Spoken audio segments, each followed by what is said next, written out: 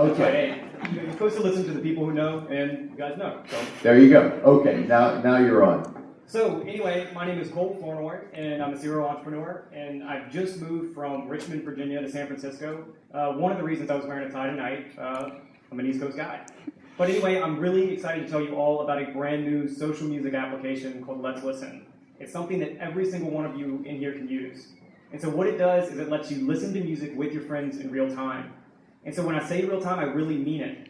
What this means exactly is people will actually go into your room where you're playing your music, and you can actually chat with those people, and they can actually even suggest songs in the room. So everybody's hearing the same music at the same time. It's a lot like you're sitting in a car with your buddies, and you're actually going back and forth sharing music. So imagine you're in that car, and you've got your iPods, and your buddies have their iPods too. Everybody does this all the time. They're sharing music back and forth. LetsListen lets you do that exactly. So one of the things, though, we found also is that process of actually listening to music with your friends is so engaging. That's when you actually buy music, and that's how we're trying to make money. So when you listen to a song on LetsListen with your friends, it's actually really easy to buy that music. You just click a buy button, and you can actually buy that song through their iTunes or Amazon, and LetsListen will actually get the affiliate credit for that. So we are a team of 7. We've got 2 people in San Francisco here right now, and we've got 5 others that are off-site.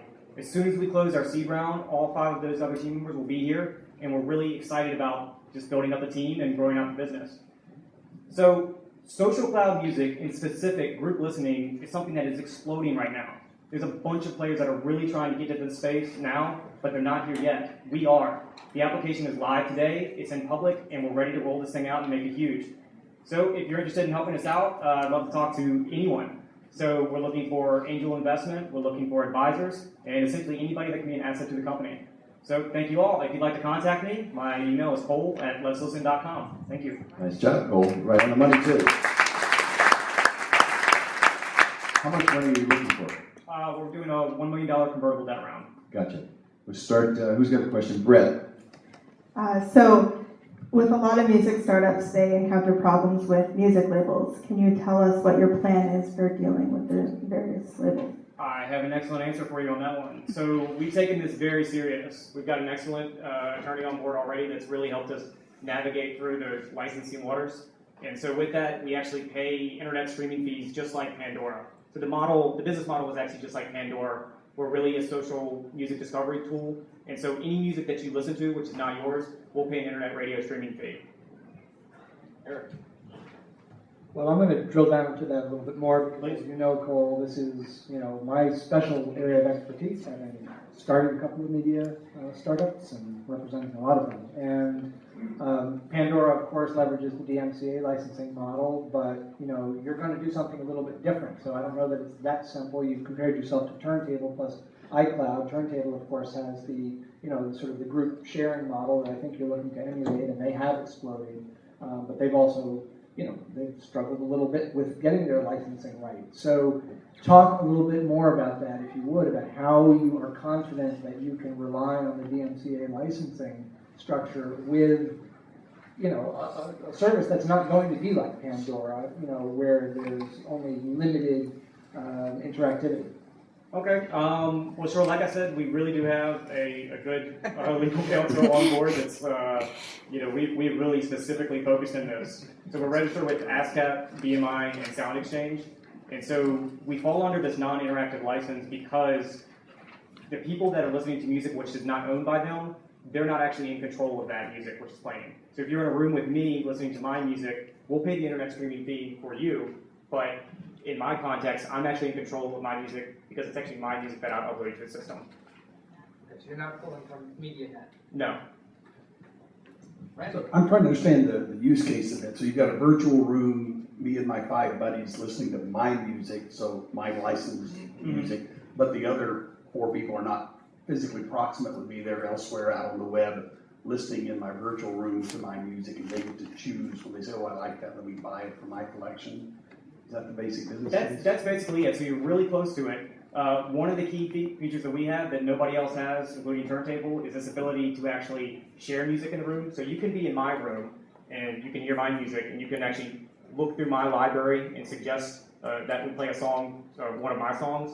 But you can actually also suggest a song from your own library. So you can upload your own music.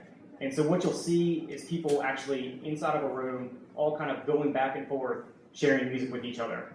And the person, back to the license, and the person who owned the original copy of that has to be the one saying at the moment, oh, play mine, listen to mine, because I can't let you do it since you're Yes, in control yes, of the license. yes. So I'm going to be passing the baton all around the room with whoever chooses to be the next guy to say hit the play button. Yes, pretty much. So again, you have this ability to suggest songs in the room.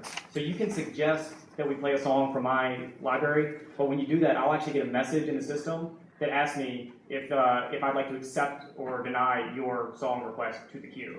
So what that does is it ultimately puts the room owner in control over what's happening. Okay. Okay, so what's the name of your company? And the reason why I ask that, because it's brand intensive in this industry. So what differentiates you in giving a user experience the trust that's needed? And who's endorsing you? Again, the name of the company is LetsListen, so it's LetsListen.com. And as far as endorsements, I'm not sure. So if you look at the concept of how do you gain trust from someone who you meet, so you get engaged, you get in a relationship, whatever it may be, it's based on trust and making those decisions. So therefore, what's the quickest way of gaining trust when you meet a stranger? It's based on endorsement. If I endorse this person, that this person's okay, then there'll be a user of that. Okay, so that's how they use brand recognition by having famous people endorse their products or their distribution. Okay. The context around how you use Let's Listen is more focused on actual friends. So when you're inside the application and you're listening to music, you can actually know. So you'll grow viral? Yes, yes. So we are extremely built in with Facebook and Twitter integration. One of those features, and this is really one of just the kind of tip of the iceberg features, is the ability to share in the room links so that your friends can come back and listen with you. So if you share a link, it'll post up on your friends' Facebook walls and whatnot, and then they can click that link and then they'll be directly in the room with you in real time. And of course, we're building